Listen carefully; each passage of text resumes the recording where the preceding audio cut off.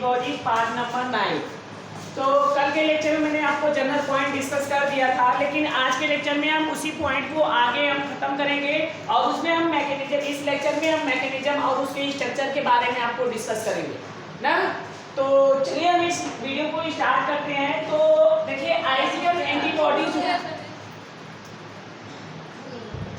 कैसे बुद्ध गलो।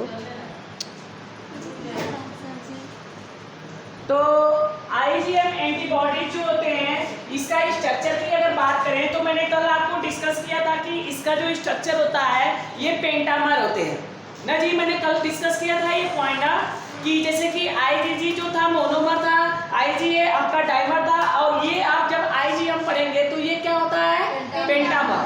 तो पेंटामर होता है तो क्वेश्चन पूछता है कौन सा इसमें से एंटीबॉडीज आपको पेंटामर की तरह बिहेव करता है। तो आप किस पे क्लिक करेंगे, आईजीएम। क्वेश्चन पूछेगा कि कौन सा ऐसा एंटीबॉडीज है जो फर्स्ट टाइम इंफेक्शन के दौरान आपके बॉडी में रिस्पॉन्स बन जाता है, आईजीएम। कल मैंने बताया था ये किसी भी इंफेक्शन के दौरान बहुत तेजी से आपके बॉडी में प्रवेश कर बन जाता है। तो आईजीएम एंटीबॉडी पेंटामर स्ट्रक्चर होता है। इसका मतलब यह हुआ कि 5 antibodies are attached with the J chain, मतलब कि 5 एंटीबॉडीज आपस में जे चेन के द्वारा क्या होते हैं। जे चेन क्या है, जे चेन को हम ज्वाइनिंग चेन के नाम से जानते हैं। ये एक एंटीबॉडीज को दूसरे एंटीबॉडी से आपस में जोड़ने का काम करता है। ये देखा जुड़ा ना, इसी को क्या बोलेंगे, जे चेन। ये जो जे चेन है ना, इसको ये आपस में जे चेन के द्वारा क्या होते हैं, ऐसे हम इसको बोल सकते हैं।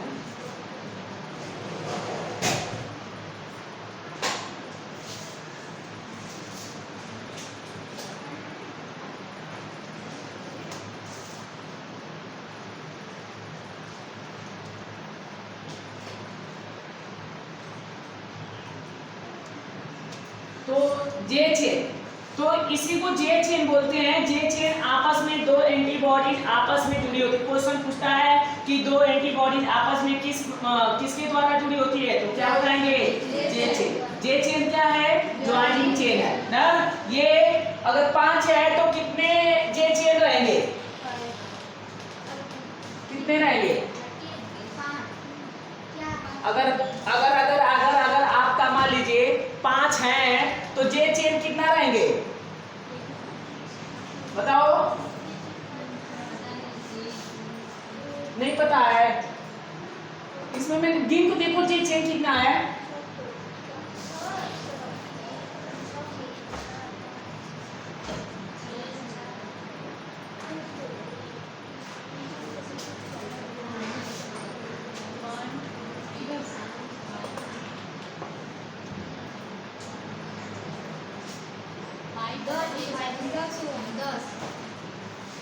अरे यार, 1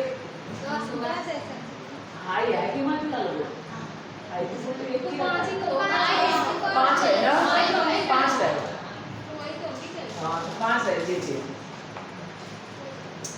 तो देखिए पेंटामर एक पॉइंट समझ में आया। अच्छा, पेंटामर रहता है, कितने लाइट चेन होंगे, कितने हैवी चेन होंगे, 10 लाइट चेन होंगे, 10 हैवी चेन। देखा, 1 2 एक में 2 लाइट चेन आ रहा और 2 हैवी चेन। तो 2 लाइट चेन होंगे, 2 हैवी चेन होंगे। तो देखिए ये इसीलिए मैंने H10 L लिखा। ये पॉइंट समझ में आ रहा है। H10 L10 का मतलब कि 10 लाइट चेन रहेंगे, आप 10 हैवी चेन होंगे। तो ये मिलकर आपके पेंटामर स्ट्रक्चर का फॉर्मेशन करते हैं, जिसे हम क्या बोलते हैं, आईजीएम एंटीबॉडी। ये कब फॉर्मेशन होता है, ये जब फर्स्ट टाइम किसी बेबी या बच्चों को या आपको इन्फेक्शन होता है, उसी समय ये दौरान ये आईजीएम का निर्माण हो जाता ना। It does not cross placenta. मैंने ये पॉइंट आपको बताया था कि एक प्लेसेंटा को आईजीए और आईजीएम क्रॉस नहीं करते। वाई मैंने बताया था ना, वाई क्यों? क्योंकि इसका मॉलिक्यूलर वेट ज्यादा होता है, इसीलिए आईजीजी की तुलना में जो आईजीए और आईजीएम होते हैं ये प्लेसेंटा को क्रॉस नहीं करते। क्वेश्चन पूछेगा क्यों नहीं क्रॉस करते हैं, तो आप क्या बताएंगे? मॉलिक्यूलर वेट ज्यादा होता है। अगर हम तीसरी मैकेनिज्म पॉइंट पे आया जाए तो मैकेनिज्म सेम होता है। देखो जिस तरह से मैकेनिज्म आपका आईजीए काम करता है वैसे आईजीजी जैसे काम करता है वैसे ही आईजीएम भी आपका उसी तरह से होता है। तो पहले तो आपका प्रिसिपिटेशन बनाएगा। प्रिसिपिटेशन में आप जानती हैं जब दो सॉल्युबल कंपोनेंट एंटीजन एंटीबॉडी आपस में कंबाइन करके एक इनसॉल्युबल कंपोनेंट का फॉर्मेशन करते हैं, उसी इनसॉल्युबल कंपोनेंट को हम क्या बोलते हैं? प्रिसिपिटेशन।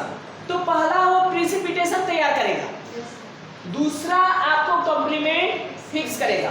वो कॉम्प्लीमेंट विधि के द्वारा जो प्रिसिपिटेशन तैयार हुआ है उसको वो क्या करेगा? इकट्ठा करेगा, फिक्स करेगा और फिर उसको क्या कर देगा? न्यूट्रलाइज कर देगा। अगर न्यूट्रलाइज करने लगा है तो ठीक है, नहीं तो उसको भगा देगा ना। ये इस तरह से ये आपका एक्शन कंप्लीट होता है। अगर हम तीसरी पॉइंट की बात करें तो लिख रहा है, देखिए IgM is the first immunoglobulin develop during human fetal development of the 20 week. कह रहा है, ये पॉइंट काफी इंपॉर्टेंट है। क्वेश्चन पूछता है कि बेबी के डेवलपमेंट के दौरान फीटस स्टेज में, जब बच्चा पेट में होता है, फीटल स्टेज में होता है, तो कह रहा है कि कौन सी एंटीबॉडी 20 सप्ताह बाद बन जाती है। तो आप क्या बताएंगे?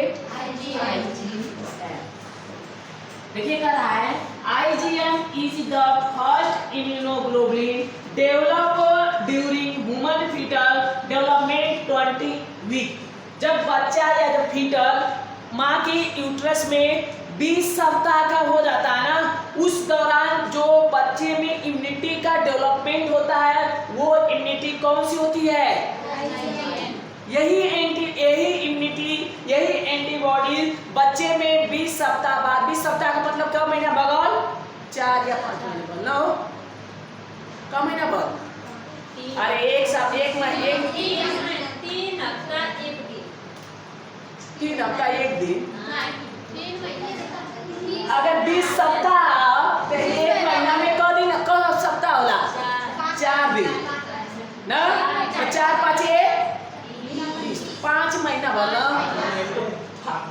तब 5 मंथ में ये आईजीएम अब बच्चे में एंटीबॉडीज बन जाती ना। समझाया? अगर हम तीसरी पॉइंट की अगर टाइप की बात करें तो टाइप ये भी कितने प्रकार का होता है?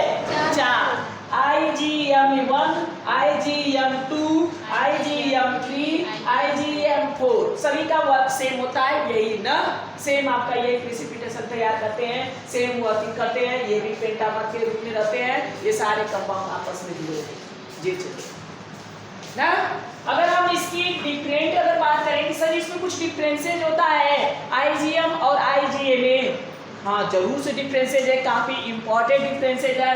तो देखिए difference between IgG and IgM, हम क्या पढ़ रहे हैं? आईजीएम। उससे पहले हम क्या पढ़े थे? आईजीजी।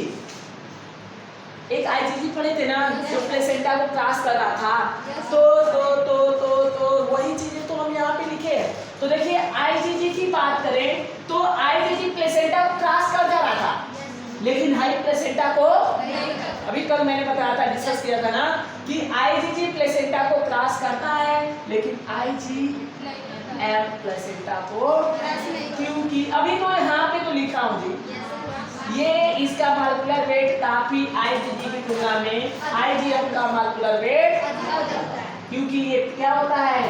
पेंटामर, और आईजीजी क्या होता है? मोनोमर ना, तो मॉलिक्यूलर वेट कम ही होगा ना। तो आईजीजी एंटीबॉडी बिकम 10 से 12 day after infection.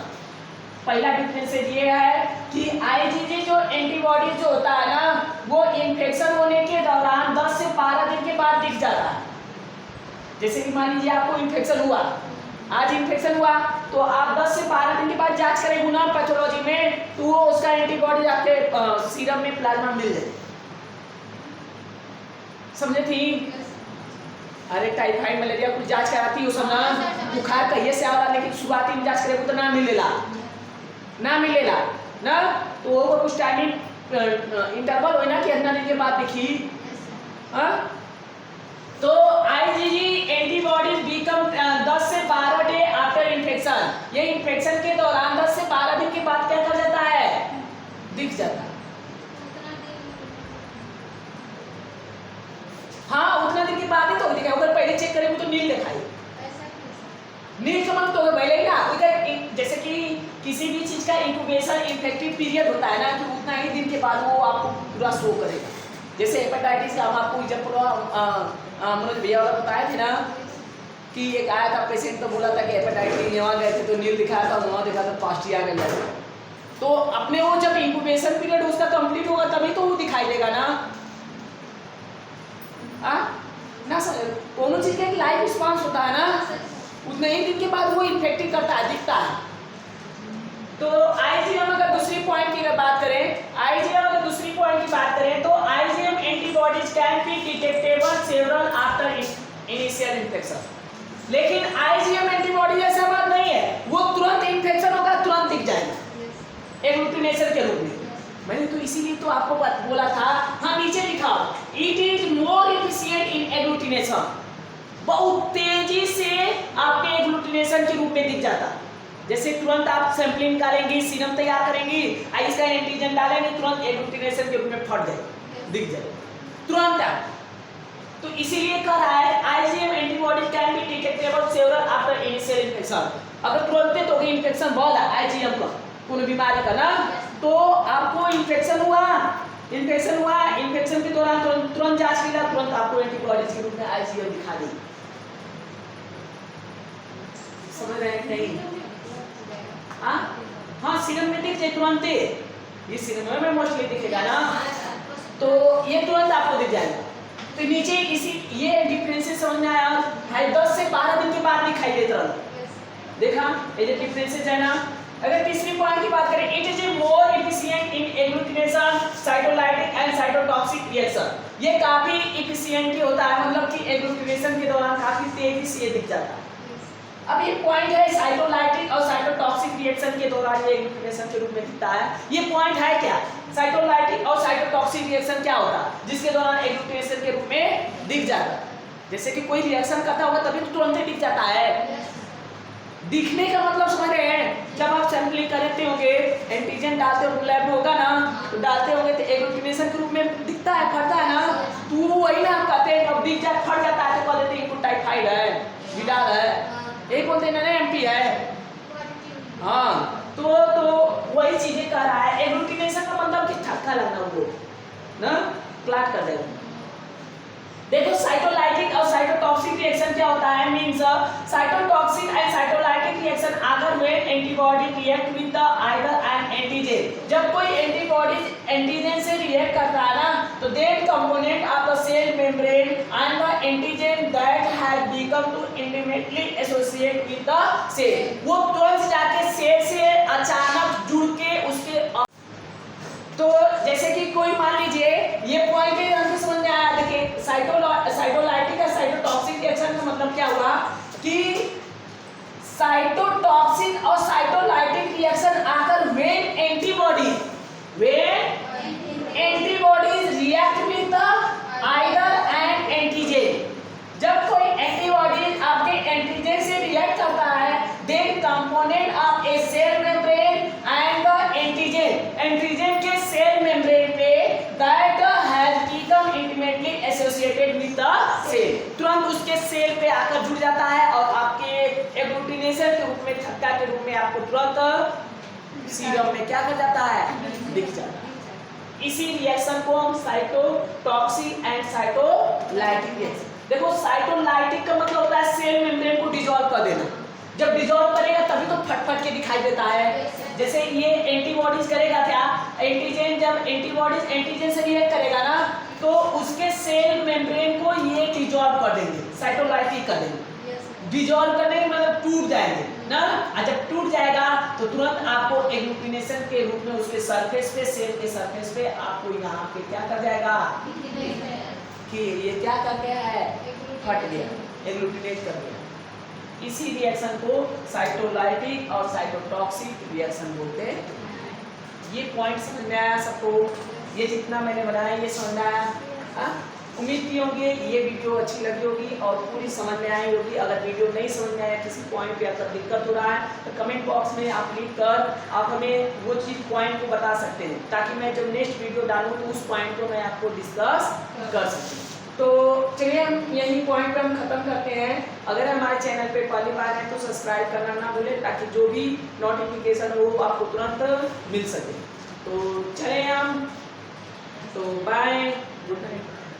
Oh sorry, I am sorry. Good night.